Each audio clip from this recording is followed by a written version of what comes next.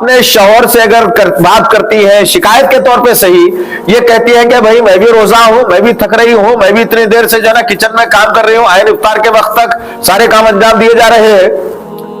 تو بیچارہ وہ شوہر ہونا یہ چاہیے تھا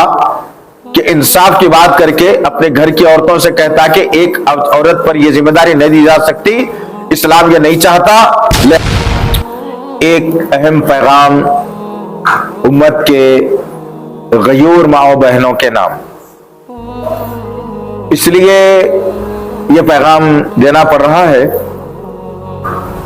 کہ بہت ساری شکایتیں، بہت ساری باتیں ہم تک پہنچتی ہیں، جب وہ زیادہ ہو جاتی ہیں تو پھر ہم اس کے خلاصے کے لیے یا اس کے جو ہے نا تدارک کے لیے ہم بات کو پہنچاتے ہیں۔ مختصر بات یہ ہے کہ اسلام ایک نظریہ دیا نکاح کا، اور نکاح کے بعد ایک مرد آدمی پر ذمہ داری آتی ہے کہ وہ اپنی بیوی کا خیال رکھے، اپنی بیوی کو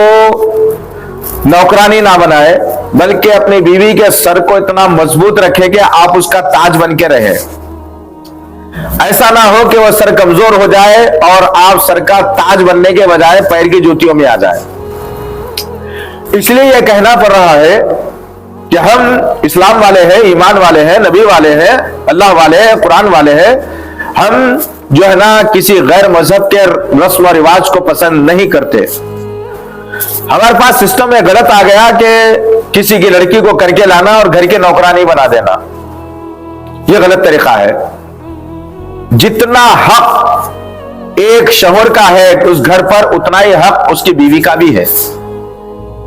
لہذا یہ پیغام اس لیے دیا جا رہا ہے کہ عام طور پر اس رمضان کے مہینے میں ایک دوسرے سے محبت، خلوص، پیار بانٹنے کے بجائے جو ہے حالات اور واقعات یہاں تک ہے کہ بہت ساری بہنیں ہمیں فون کر کے اطلاع کرتی ہیں کہ بھائی 3 بجے سے ہم چولہے میں جاتی ہیں اور تمام تر پکوان کرتی ہیں، تمام تر تلن کرتی ہیں، تمام تر افطاری بناتی ہیں۔ اب ہم اکیلی سارے کام کرتے ہیں اور ہمارے گھر میں ہماری ساس محترمہ بھی ہے، نلن محترمہ بھی ہے، اور کوئی دوسرا رشتہ دار ہے جو ہماری مدد کے لیے تیاری نہیں ہوتا۔ اوپر سے فرمائشیں ہوتی ہیں کہ یہ بنا دو، یہ بنا دو، یہ بنا دو۔ ایک عورت کیا کیا کر سکتی ہے؟ آپ بھی ایک عورت ہے، آپ گھر میں بیٹھ کے تماشا نہیں دیکھ سکتے۔ اب یہ بیچاریاں اپنے شوہر سے اگر بات کرتی ہیں شکایت کے طور پہ صحیح، یہ کہتی ہیں کہ بھائی میں بھی روزہ ہوں، میں بھی تھک رہی ہوں، میں بھی اتنی دیر سے جو ہے نا کچن میں کام کر رہی ہوں، آئین افطار کے وقت تک سارے کام انجام دیے جا رہے ہیں، تو بیچارہ وہ شوہر ہونا یہ چاہیے تھا کہ انصاف کی بات کر کے اپنے گھر کی عورتوں سے کہتا کہ ایک عورت پر یہ ذمہ داری نہیں دی جا سکتی، اسلام یہ نہیں چاہتا، لہذا بہتر ہے کہ آپ بھی کھڑے ہو جائیں۔ یہ نہیں ہوگا، بلکہ اس پر سوالات یہ آئیں گے کہ میری امی کے خلاف کیسا بولے، میری بہن کے خلاف کیسا بولے۔ یہ اسلام کے خلاف ہے۔ اس مرد آدمی کو اللہ اور اس کے رسول کے قانون سے ڈرنا چاہیے جو اس قسم کی گفتگو کرتا ہے۔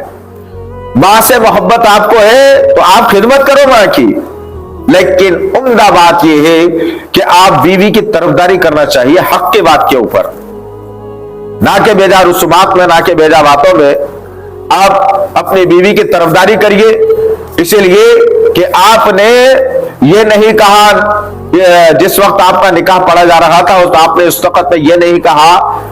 کہ میری ماں کی خدمت کے لیے میں تمہیں لے جا رہا ہوں، میری بہن کی خدمت کے لیے میں تمہیں لے جا رہا ہوں، یہ نہیں کہا تم نے،